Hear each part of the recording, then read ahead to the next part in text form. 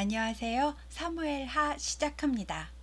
지난 시간에 사울이 길보아 전투에서 활에 맞아 죽는 것으로 사무엘상의 이야기가 끝났습니다.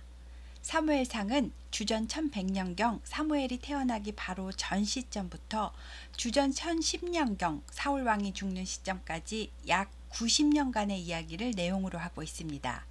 그리고 사무엘하는 사무엘상과는 내용이 이어지면서 다윗이 왕이 되면서부터 통치 말년까지 약 40년간의 이야기를 다루고 있습니다. 그리고 다윗은 열왕기상 2장에서 죽게 됩니다. 다윗이 아말렉을 다 무찌르고 시글락에 돌아온 지 3일째 되는 날, 어떤 사람이 자기가 사울의 진영에서 나왔다며 다윗에게 와서 엎드려 보고를 합니다. 그 사람은 아말렉 사람인데 자기가 우연히 길보아 산에 올라갔다가 사울 왕이 활에 맞아 죽어가며 고통스러워하고 있는 모습을 보았고, 사울이 자기를 좀 죽여달라고 해서 자기가 사울을 죽여주고 그 증거로 사울의 왕관과 팔고리를 빼서 다윗에게 가져왔다는 것입니다. 그리고 사울의 아들 요나단도 죽었다고 말했습니다. 사울은 할례받지 않은 이방인의 손에 죽게 될 것을 두려워했기 때문에 자기 칼에 자기가 엎드려서 자살했잖아요. 이 아말렉 사람은 전장에 우연히 갔을 리도 없고 죽은 자들에게서 뭐 약탈할 게 없나 하고 갔었을 겁니다. 그러다 사울의 시체를 보고 왕관과 군대 지휘관을 상징하는 팔고리를 빼서 사울의 원수 다윗에게 가져가면 분명히 다윗이 자기에게 큰 상을 내리고 또 자기가 사울을 죽였다고 말하면 한 자리 벼슬도 줄 것이라고 자기 기준에서 생각한 것입니다. 사울의 죽음을 보고받은 다윗은 극심한 슬픔을 표현하면서 자기 옷을 찢고 사울과 요나단과 여호와의 백성인 이스라엘 족속이 전장에 지고 많이 전사한 것에 대해서 저녁 때까지 슬퍼하고 울면서 금식하였답니다. 또 다윗은 여호와의 기름 부음을 받은 사울 왕을 죽이는 것을 두려워하지 않고 자기가 죽였다고 말한 아말렉 청년도 데리고 가서 죽이도록 지시했습니다. 그리고 사울과 요나단을 추모하는 노래를 지어 부르고 유다 족속에게 가르치라고 명령했습니다. 그래서 이 노래는 이스라엘 전쟁의 인물이나 사건에 대해 기록한 야살의 책에 기록되었다고 하고요. 이 노래의 제목은 활이라고 합니다. 사울이 활에 맞아 죽기도 했고 요나단이 활을 쏘아서 화살이 내 앞쪽에 있다라고 하여 위험을 알려주기도 했었고, 또 역대상 8장 40절을 보면 베냐민 지파는 전통적으로 활을 잘 다루었기 때문에 이렇게 제목을 활이라고 한 것 같습니다. 이스라엘아, 내 영광이 산 위에서 죽임을 당하였도다. 오호라, 두 용사가 엎드러졌도다. 이들의 죽음을 블레셋에게 알리지 말아라. 할례받지 못한 블레셋의 딸들이 개가를 부를까 염려로다. 사울과 요나단은 생전에도 사랑스럽고 아름다운 자이더니 죽을 때에도 서로 떠나지 아니하였도다. 그들은 살아생전에 독수리보다도 빠르고 사자보다도 강한 용사들이었다. 이스라엘 딸들아, 사울의 죽음을 슬퍼하며 울지어다. 그가 붉은 옷으로 너희에게 화려하게 입혔었고 금놀이개를 너희 옷에 채웠도다. 오호라, 두 용사가 전쟁 중에 엎드러졌도다. 요나단이 길보아 산 위에서 죽임을 당하였도다. 내 형 요나단이여, 내가 그대를 애통함은 그대는 내게 심히 아름다움이라. 그대가 나를 사랑함의 지극한 우정은 여인의 사랑과도 비교될 수 없는 참된 희생적 사랑이었도다. 오호라, 두 용사가 엎드러졌으며 블레셋과 싸우는 이스라엘 병기가 망하였도다 하고 슬픔의 노래를 불렀습니다. 그리고 시간이 어느 정도 흘렀습니다. 사울의 죽음에 대한 다윗의 태도로 다윗은 이스라엘 편에 있다는 것이 확실해졌기 때문에 더 이상 블레셋 관할 지역인 시글락에 살기가 애매해졌습니다. 다윗은 하나님께 하나님, 제가 유다 한 성읍으로 올라갈까요? 라고 기도합니다. 하나님은 헤브론으로 가라고 말씀해 주십니다. 헤브론은 다윗이 일전에 전리품을 선물로 보낼 만큼 친분이 있는 성읍이기도 했고, 이스라엘의 3대 족장 아브라함, 이삭, 야곱의 무덤인 막벨라굴이 있는 의미 있는 성읍이기도 합니다. 또 다윗도 유다 지파이고 헤브론도 유다 지파 성읍이니까 안전하기도 했기 때문에 하나님께서 헤브론으로 가라고 하신 것 같습니다. 사울 왕이 그래도 40년을 통치했었는데 사울을 따르는 충신들과 사울 왕가를 고집하는 보수 세력들이 있었을 겁니다. 사울은 이들 모두에게 인정을 받아야 진정한 이스라엘 왕이 될 수 있습니다. 그리고 사울의 막내 아들 이스보셋이 아직 살아있고 사울을 옆에서 늘 보필하던 사울의 군대 장관 아브넬도 아직 살아있습니다. 다윗과 그의 무리는 헤브론 성읍으로 이주했습니다. 그러자 유다 사람들이 다윗에게 기름을 붓고 다윗을 왕으로 삼았답니다. 그래서 다윗은 이스라엘의 왕은 아니지만 유다 지파의 왕이 되었습니다. 그러던 어느 날 다윗은 사울을 장사 지내준 사람들이 길르앗 야베스 주민들이었다는 말을 듣게 되었습니다. 다윗은 길르앗 야베스 주민에게 전령들을 보내서 축복의 말을 하면서 나는 유다 지파의 왕이 되었습니다. 하지만 사울의 장례를 치러준 당신들의 선한 일에 대해서 들었고 나도 선으로 갚겠습니다. 혹시라도 보복에 대한 어떠한 걱정도 하지 마십시오 라고 전했습니다. 그래서 길앗 주민들도 사울 왕이 다윗을 죽이려고 했었던 거지 다윗은 사울을 원수라고 생각하지 않았고 다윗은 역시 사울의 사위이고 요나단의 처남이었구나 하고 생각하게 되었습니다. 다윗의 이러한 삶의 태도가 다윗의 사람의 마음을 얻는 방법 중에 하나인데요. 결코 미리 계산된 가식적인 태도는 아니었습니다. 한편 사울의 군사령관 넬의 아들 아브넬은 그 사이 사울의 아들 이스보셋을 데리고 마하나임으로 건너가서 이스보셋을 길르앗과 아술과 이스르엘과 에브라임과 베냐민과 온 이스라엘의 왕으로 삼았답니다. 왜 사울의 왕궁이었던 기브아를 버려두고 마하나임으로 갔는지에 대한 내용은 주석에도 나와 있지 않지만 기브아는 다윗이 왕이 된 유다 지파 땅하고 아주 근접해 있고 사울과 그의 아들들이 길보아 전투에서 다 죽고 블레셋 사람들이 근처 여러 성읍들을 장악했던 것으로 보아서 기브아는 안전하지 않았던 것 같습니다. 이스보셋이 왕이 될 때 나이는 40세였고요. 이스보셋은 2년 동안만 왕위에 있게 되고 다윗은 7년 반을 헤브론에서 유다 족속의 왕으로 살게 된다고 하니까요. 사울 왕이 죽고 나서도 처음 5년만 동안은 이스라엘은 왕이 없는 상태로 그냥 지내게 되다가 나중에 5년 뒤에 아브넬에 의해 이스보셋이 왕이 된 것 같습니다. 사무엘하를 읽으시면 먼저 사울의 가계도와 다윗의 가계도를 잘 살펴보고 누가 누구인지 이름을 익혀두셔야 편하게 이해하실 수가 있습니다. 먼저 사울에게는 4명의 아들과 2명의 딸이 있고요. 사울의 첫째 아들 요나단과 둘째, 셋째 아들은 죽었고 넷째 아들 이스보셋이 살아 있습니다. 이스보셋의 이름은 부끄러운 사람이라는 뜻인데요. 역대상 8장 33절을 보면 원래 이름은 에스바알, 즉 바알의 사람이라고 나옵니다. 아마도 이때 우상 숭배가 심했었나 보다 하고 짐작할 수 있습니다. 그리고 사울의 군대 장관이었던 아브넬은 사울과는 사촌지간이었는데 사울이 죽은 후에도 이어서 이스보셋의 군대 장관까지 하고 있으니까요. 이스보셋의 입장에서는 아브넬이 아버지 뻘이고 오촌 당숙이니까 자기가 왕이 되었어도 아브넬을 어려워하고 함부로 대할 수 없습니다. 그리고 요나단에게는 무비보셋이라는 아들이 하나 있습니다. 그 다음 다윗의 가계를 보시면 다윗은 8형제 중에 막내 아들이잖아요. 그런데 누나가 2명이 더 있습니다. 이 누나의 이름은 스루야와 아비가일인데요. 이 아비가일은 나발의 아내였던 아빌과일과는 다른 사람입니다. 다윗의 누나 스루야의 아들은 3형제인데 그 중에 요압이 지금 다윗의 군대 장관이고요. 아빗의 아사헬 모두 다윗을 따르며 보필하고 있습니다. 또 아비가일 누나의 아들인 아마사도 함께 다윗의 측근에서 보필하고 있습니다. 이 2 누나의 아들들, 즉 다윗의 사촌들이 앞으로 사건을 하나씩 일으킬 거니까요. 이름을 잘 기억해 두시기 바랍니다. 그리고 다윗의 아들들도 이름을 잘 기억해 두시고요. 특히 첫째 암논과 셋째 압살롬, 그리고 압살롬의 여동생 다말도 기억해 두시기 바랍니다. 시간이 흐르고 어느 날 아브넬과 이스보셋의 신복들이 마하나임에서 나와서 기브온으로 왔고요.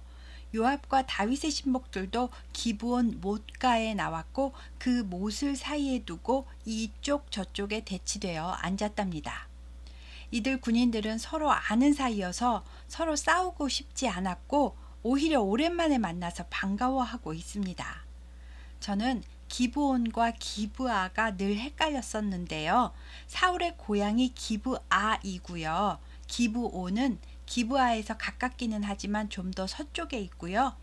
못의 지름이 11m나 되고 깊이가 14m나 되는 커다란 우물이 있는 곳이라서 이 물을 확보하기 위해서 이곳에서 전투를 하려고 모인 것 같습니다.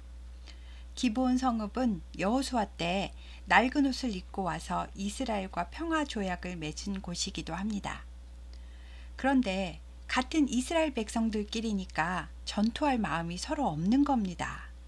아브넬은 요압에게 청년들 12명씩 앞으로 나오게 해서 겨루게 하자고 합니다. 그래서 아브넬 쪽에서 젊은 군사 12명이 나오고 요압 쪽에서도 젊은 군사 12명이 나와서 서로 마주 섰습니다. 그리고 이들에게 각자 상대방의 머리를 잡으라고 하고 상대방의 옆구리를 칼로 찌르라고 명령합니다. 그래서 24명의 젊은 군사들은 그 자리에서 그냥 피를 흘리며 죽을 수밖에 없었고 자기 편이 피를 흘리면서 죽는 모습을 보고 장난이 아니구나 생각한 군인들은 서로 맹렬히 싸우기 시작합니다. 그리고 아브넬의 군사가 요압의 군사에게 패하게 되고 아브넬은 도망을 갑니다. 이 모습을 본 요압의 동생 아사헬은 들로르같이 빠르고 잘 뛰는 자였는데 아브넬을 잡겠다고 쫓아 달리기 시작했습니다. 아브넬은 뒤를 돌아보면서 아사헬아 너냐? 하고 물었고 아사헬은 자기가 맞다고 했습니다.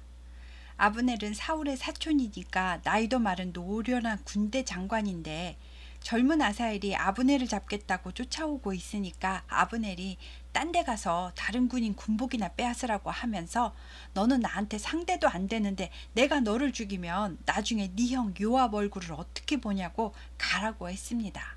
하지만 아사헬은 계속 달려옵니다. 죽일 마음이 없었던 아브넬은 창 날이 아니고 창 뒤 끝으로 달려오는 아사헬을 밀쳐내듯이 배를 찔렀는데요. 아사헬이 달려오면서 아브넬을 덮치려고 했는지 창 뒤끝이 아사헬의 등을 꿰뚫고 나왔답니다. 이렇게 아사헬은 그냥 그곳에 엎드러져 죽었고 다른 군사들도 쫓아오다가 아브넬을 보고 그곳에 멈춰 섰답니다. 요압과 아비새가 기브온 거친 땅의 길가 기야 맞은 쪽 암마산에 이를 때 해가 졌답니다. 그리고 맞은편의 작은 꼭대기에 선 아브넬과 그의 무리들이 이제 그만 휴전하자고 제안합니다. 요압은 이 제안을 받아들였고 아브넬과 그의 부하들은 밤새도록 걸어서 마하나임으로 돌아갔습니다. 요압이 군사를 재정비해 보니까 요압의 군대는 19명만 전사를 했고 아브넬 군사는 360명을 죽였답니다. 그리고 죽은 동생 아사헬은 베들레헴에 있는 조상의 묘에 장사하고 요압과 그의 부하들도 밤새도록 걸어서 새벽에 헤브론에 도착했습니다. 사울의 집과 다윗의 집은 이렇게 대치하면서 시간이 오래 흘렀습니다. 그런데 다윗의 집안은 점점 강성하여져 가고 사울의 집안은 점점 약해져 갔습니다. 이것은 하나님께서 다윗과 함께 하시기 때문이지 다윗의 리더십이 뛰어나거나 요압이 훌륭한 군대 장관이라서 그런 것이 아닙니다. 사무엘하 3장에는 다윗이 헤브론에서 낳은 아들들을 소개하고 있는데요. 어머니가 각각 다 다릅니다. 다윗이 왜 이렇게 많은 여인들과 결혼을 했는지는 잘 모르겠지만 지금까지 다윗의 스타일을 감안해서 유추해 본다면 이스라엘 왕이 되기 위해서 주변 나라들과 전쟁을 하지 않고 내 편으로 만들려면 정략 결혼이 제일 좋은 방법이다 라고 생각했던 것 같습니다. 아무튼 다윗은 헤브론에 있는 7년 반 동안 6명의 부인에게서 6명의 아들을 낳았습니다. 그리고 그 뒤로도 14명의 아들을 더 낳게 됩니다. 사울의 집안에서 아브넬의 권세는 점점 더 세지고 아브넬은 사울의 첩이었던 리스바라는 여인과 통간을 하였답니다. 이스보셋 입장에서 보면 자기 아버지의 첩이라도 어머니가 되니까 어머니와 잠자를 했으니까 자기의 왕위보다 그 위에 있겠다는 것으로 느껴졌을 겁니다. 아무리 그래도 이건 아니다 싶은 이스보셋은 아브넬에게 당신은 어찌하여 내 아버지의 첩과 통관한 겁니까? 라고 나무랐습니다. 그런데 아브넬은 불같이 화를 내면서 이스보셋, 내가 지금까지 사울의 집을 지켜주었고 다윗에게 넘길 수 있었는데도 넘겨주지 않았고 당신을 왕의 자리에까지 앉혀주었는데 내가 여자 하나 하룻밤 채였다고 내가 지금 왕의 자리를 노렸다고 말하는 겁니까? 지금 누굴 쓰레기로 보는 겁니까? 하나님이 다윗을 왕으로 세우셨다는 것을 모르는 사람이 없는 바 내가 맹세하건대 이 나라를 다윗에게 넘겨주고 다윗의 왕위를 단에서부터 브엘사바까지 이스라엘 전체에 세우게 할 것입니다. 라고 말했습니다. 이스보셋은 아브넬이 두려워서 감히 한마디도 대답을 못했다고 합니다. 그리고 화가 난 아브넬은 다윗에게 전령을 보내서 내가 온 이스라엘의 왕이 되게 도울 테니 자기와 언약을 맺자고 하면서 이스보셋에게 했던 말을 실천합니다. 다윗은 좋습니다. 한 가지 요구사항이 있는데요. 내 아내였던 미갈을 데리고 나에게 오십시오.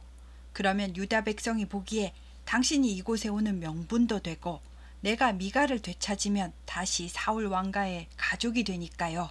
나의 왕가의 명분도 만들 수 있습니다. 라고 대답합니다.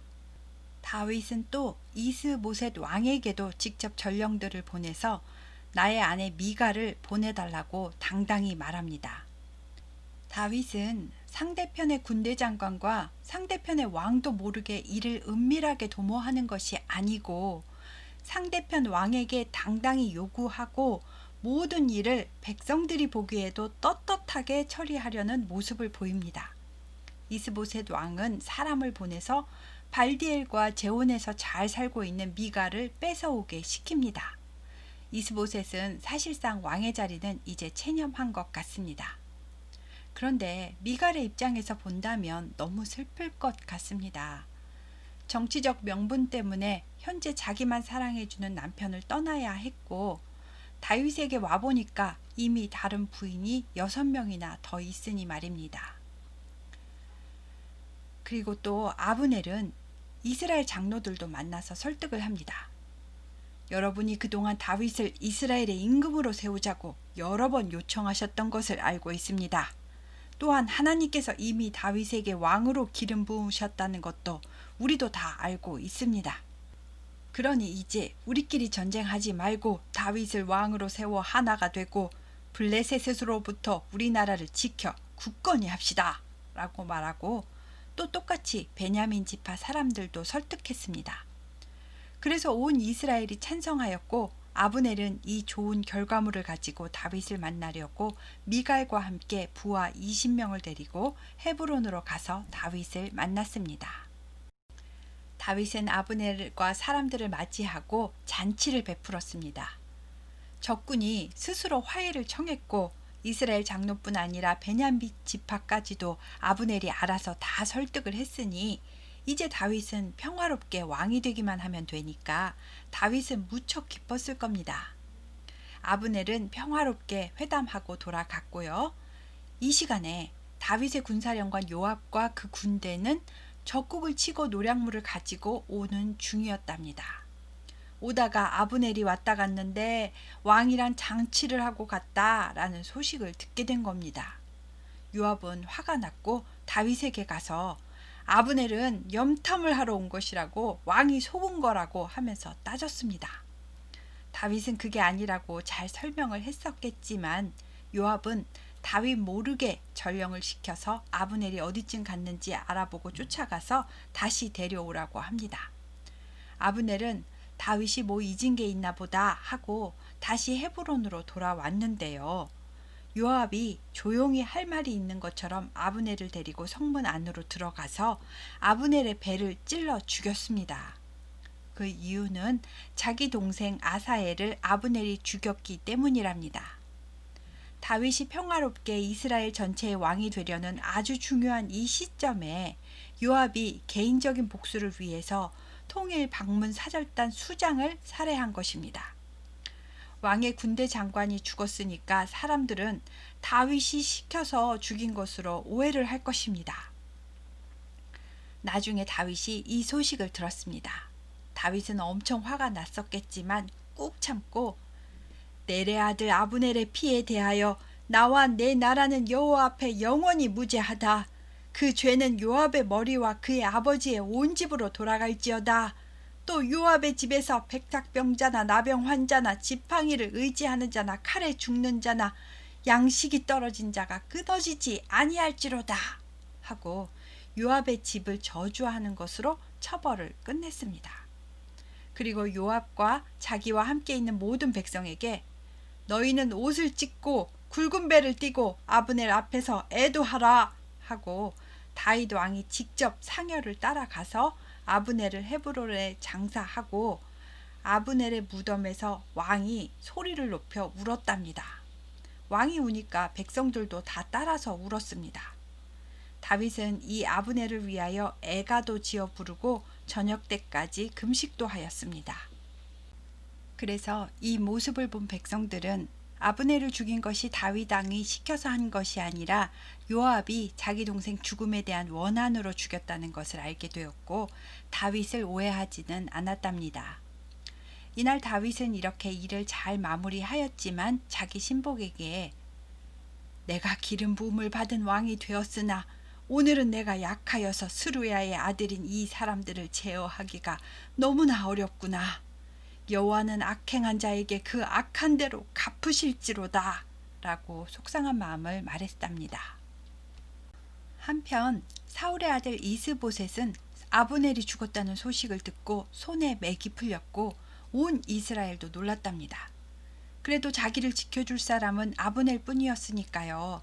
이스보셋은 이제 의지할 곳이 없습니다. 이스보셋에게는 바나와 레갑이라는 군대 지휘관 2명이 있었는데요. 이들은 사울과 같은 베냐민 지파 사람들이었습니다. 그런데 이 2명이 이스보셋이 낮잠 잘 때 몰래 들어가서 이스보셋을 칼로 찌르고 목을 베어가지고 이스보셋의 머리를 들고 헤브론에 있는 다윗에게 가져왔답니다. 아브넬도 죽었겠다. 다윗의 군대에서 한 자리 큰 벼슬을 받을 줄 알았나 봅니다. 다윗은 왕이 된 후에도 사울의 집안 사람들을 해치지 않고 지켜주겠다고 언약도 했었는데 그리고 사울을 자기가 죽였다고 한 아말렉 사람도 다윗이 사형을 시켰었는데 참으로 어리석습니다. 이 모습을 본 다윗은 악한 자가 의인을 그것도 그의 집 침상에서 죽이는 악행을 내가 두고 볼 줄 알았냐면서 부하들을 시켜 바나와 레갑을 죽이게 하고 그들의 팔과 다리를 잘라서 헤브론 목가에 매달아 이러한 악행의 벌이 얼마나 엄중한지 백성에게 알립니다. 그리고 이스보셋의 머리를 가져다가 헤브론에서 아브넬의 무덤에 매장하였습니다. 백성들은 이 모습을 보고 다윗은 진심으로 사울의 집안을 해할 마음이 없었음을 인정했습니다. 그래서 이스라엘 모든 지파와 장로들이 헤브론에 와서 다윗에게 이스라엘 전체의 왕이 되어달라고 했습니다. 그리고 여호와 앞에서 백성들을 지켜줄 것에 대해 언약을 맺고 다윗에게 기름을 부어 이스라엘 전체 왕으로 삼았습니다. 다윗이 헤브론에서 유다의 왕이 될 때 나이는 30세였고 지금 7년 반이 지났으니까요. 이스라엘 전체 왕이 된 때 다윗의 나이는 38세였을 겁니다. 이스라엘 전체의 왕이 된 다윗은 성읍을 예루살렘으로 옮기는데요. 예루살렘이 단에서부터 브엘세바까지 전체 이스라엘의 중심 위치에 있기 때문인 것 같습니다. 예루살렘 성은 원래부터 여부스 사람들이 살고 있어서 여부스 성이라고 불렀고요. 가나안식 명칭으로 시온 산성이라고도 불렀습니다. 지대가 높기 때문에 산성이라고 했고 이 성은 원래 베냐민 지파에게 할당된 성읍이었습니다. 하지만 워낙에 난공불락 성이라서 이스라엘은 여부스 성을 정복하지 못했고 또 당시에 성읍 크기도 너무 작아서 그냥 함께 살아가고 있었답니다. 하지만 이 성은 하나님께서 분명히 진멸하라고 하신 가나안 7족속의 성읍 중 하나였습니다. 아마도 하나님께서는 이 성읍을 다윗에게 주시려고 그동안 400년 가까이 그냥 두신 것 같습니다. 여부수 사람들은 그동안에도 성을 빼앗긴 적이 없었기 때문에 자기네가 엄청 센 줄 알고 다윗의 군대를 깔보고 기세에 등등했습니다. 다윗은 여부스 성의 단점이 뭘까 고민했고 어딘가에서 물을 공급받을 수밖에 없는 구조라는 것을 알았습니다. 그래서 수로를 찾아냈고 그 수로를 따라서 잠입을 해서 우물로 빠져나와 성문을 여는 방법으로 여부스 성을 차지했습니다. 그리고 다윗은 그 산성에 사는 동안 아예 다윗성이라고 이름을 불렀답니다. 그리고 어디인지 위치는 정확하지 않지만 밀로라는 곳을 기점으로 안쪽으로 성벽을 견고하게 둘러싸아 다윗성을 든든히 했습니다. 왕이 된 다윗을 축하하며 두로왕 히람은 최고의 건축 기술을 가진 목공들과 석공들을 보내주었고 또 가장 좋은 건축 자재 백향목도 보내주면서 다윗성 증축을 도왔습니다. 그래서 예루살렘에 멋진 다윗 왕궁이 건립되었답니다. 성경은 이 모든 일이 하나님께서 다윗과 함께 하셨기 때문이라고 기록하고 있고요. 이스라엘 백성을 위해서 이렇게 왕을 다시 세우신 것이라고 말하고 있습니다. 그런데 다윗은 예루살렘 궁에 들어와서 처첩들을 더 두고 아들, 딸도 더 낳았다고 하는데요. 하나님께서 왕은 부인을 많이 두지 말라고 하셨었는데 다윗은 부인도 많이 두고 첩들까지 많이 두었습니다. 그래서 예루살렘에서 난 자들은 삼무와 소밥, 나단, 솔로몬, 이팔, 엘리수아, 레벡, 아비야, 엘리사마, 엘야다, 엘리벨렛이라고 이렇게 11명의 이름을 더 언급하고 있습니다. 그런 와중에 블레셋 사람들은요. 다윗이 이제는 이스라엘 전체의 왕이 되었다는 소식을 듣고 심기가 불편해졌고 전쟁을 하겠다고 쳐들어왔습니다. 블레셋 사람들은 이미 르바임 골짜기에 진을 치고 있고 다윗도 출전하여서 여호와께 기도합니다. 하나님은 올라가라. 내가 반드시 블레셋 사람을 내 손에 넘기리라 고 하셨고 다윗의 군대는 바알브라심에서 블레셋 군대를 치고 대승을 거두었습니다. 바알브라심은 바알을 쳐부순 곳이라는 뜻인데요. 블레셋이 도망가면서 우상들도 거기다 다 버리고 가서 다윗과 그의 부하들이 부셔서 다 치운 곳이라서 이름을 바알브라심이라고 붙였답니다. 그런데 얼마 후에 도망갔던 블레셋 사람들이 또다시 쳐들어와서 또 르바임 골짜기에 가득히 모였답니다. 다윗은 또 하나님께 여쭈었더니 이번에는 바로 전장으로 올라가지 말고 블레셋 군대 뒤로 돌아가서 뽕나무 숲을 맞은편에서 뽕나무 꼭대기에 올라가랍니다. 그리고 나무 위에서 귀를 기울이고 있다가 걸음 걷는 소리가 들리거든 그것을 기습 공격의 사인으로 알고 곧바로 공격을 하라는 겁니다. 그러면 여호와께서 먼저 앞서 나아가셔서 블레셋 군대를 치겠다고 하셨습니다. 하나님께서는 이렇게 다윗에게 작전 지시를 하시면서 친히 다윗의 전쟁을 도우시고 하나님이 세우신 이스라엘을 든든히 하십니다. 다윗은 단점도 많은 우리와 똑같은 사람인데요. 다윗이 우리와 다른 점은 하나님께서 허락하시는 때까지 두려움과 조급함을 누르는 용기가 있습니다.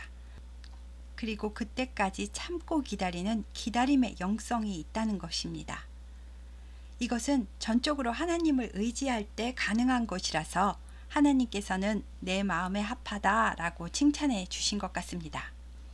그리고 하나님이 무엇을 지시하시면 그대로 순종하고요. 잘못을 책망받으면 바로 깨닫고 돌이키는 모습을 보입니다. 이런 점은 우리도 꼭 배우고 실천해야겠습니다. 감사합니다.